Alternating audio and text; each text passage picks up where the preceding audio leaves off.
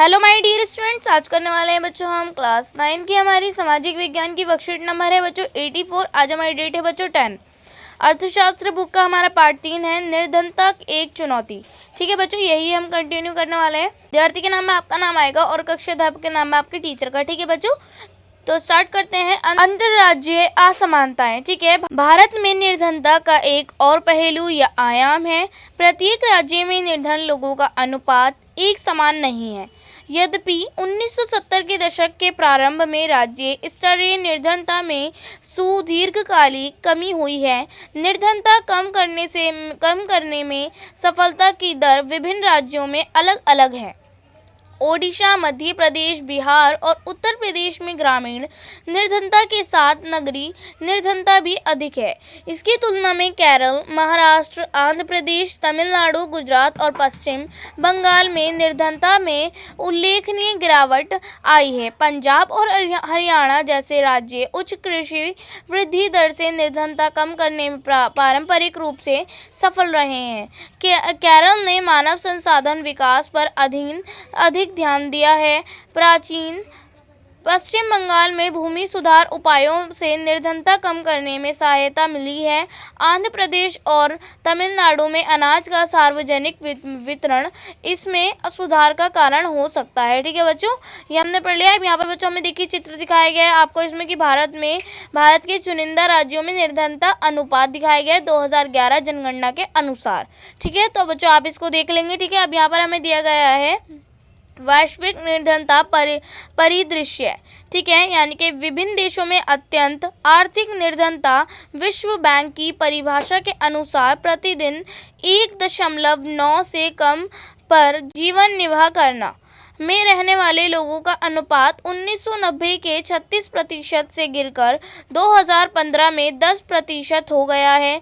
यद्यपि वैश्विक निर्धनता में उल्लेखनीय गिरावट आई है, लेकिन इसमें बहुत क्षेत्रीय भिन्नताएं पाई जाती हैं। तीव्र आर्थिक प्रगति और मानव संसाधन विकास में बहुत निवेश के कारण चीन और दक्षिण पूर्व एशिया के देश में निर्धनता में विशेष कमी आई है। ठीक है बच्चों, अभी हमने पढ़ लिया है। अब यहाँ पर हमें निम्नलिखित प्रश्नों के उत्तर दो। ठीक है बच्चों, यहाँ पर हमें सबसे पहले 3 क्वेश्चन दे रखे हैं। उसके बाद हमें उपरोक्त आंकड़ों के आधार पर निम्न प्रश्नों के उत्तर लिखने हैं।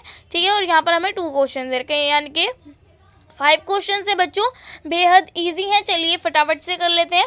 हमारा फर्स्ट क्वेश्चन है बच्चों कि विश्व बैंक ने अत्यंत अधिक आर्थिक निर्धनता को किस रूप में परिभाषित किया है। तो आप इसका आंसर लिखेंगे कि विश्व बैंक की परिभाषा के अनुसार प्रतिदिन 1.9 डॉलर से कम पर जीवन निर्वाह करने वाले लोग अत्यंत आर्थिक निर्धनता में शामिल होते हैं। ठीक है बच्चों, फिर हमारा सेकंड क्वेश्चन है कि कुछ भारतीय राज्यों में अन्य राज्यों की तुलना में उच्च निर्धनता अनुपात है, क्यों। तो आप इसका आंसर लिखेंगे, पहला लिखेंगे अधिक जनसंख्या, दूसरा लिखेंगे संसाधनों का असमान वितरण, तीसरा लिखेंगे निरक्षरता और फोर्थ लिखेंगे मूलभूत सुविधाओं का अभाव। ठीक है, फिर हमारा थर्ड क्वेश्चन है कि चीन और अन्य दक्षिण पूर्वी एशियाई देशों में निर्धनता में विशेष कमी क्यों आई है। तो आप इसका आंसर क्या लिखेंगे कि तीव्र आर्थिक विकास और मानव संसाधन विकास में बहुत निवेश के कारण चीन और अन्य दक्षिण पूर्वी एशियाई देशों में निर्धनता में विशेष कमी आई है। ठीक है, फिर हमारा फोर्थ क्वेश्चन है कि 3 राज्यों की पहचान करें जहां निर्धनता अनुपात सर्वाधिक है। ठीक है, तो बच्चों इसमें पहला है हमारा बिहार, दूसरा ओडिशा और तीसरा असम। ठीक है, फिर हमारा फिफ्थ क्वेश्चन है कि 3 राज्यों की पहचान करें जहां निर्धनता अनुपात सबसे कम है। तो आप इसका लिखेंगे पहला केरल, दूसरा लिखेंगे हिमाचल प्रदेश और तीसरा आप लिखेंगे पंजाब। ठीक है बच्चों, ये हो जाएगा हमारा कंप्लीट। तो बच्चों हमारी वर्कशीट जो है यहीं पर पूरी होती है। आई होप आप लोगों को वर्कशीट अच्छे से समझ में आ गई होगी। तो बच्चों अगर आपने अभी तक मेरे चैनल को सब्सक्राइब नहीं किया है तो प्लीज़ मेरे चैनल को सब्सक्राइब कर लीजिए और बेल आइकन को ऑल पे सेट कर दीजिए ताकि मेरे आने वाली हर वीडियो का नोटिफिकेशन आपको सबसे पहले मिले।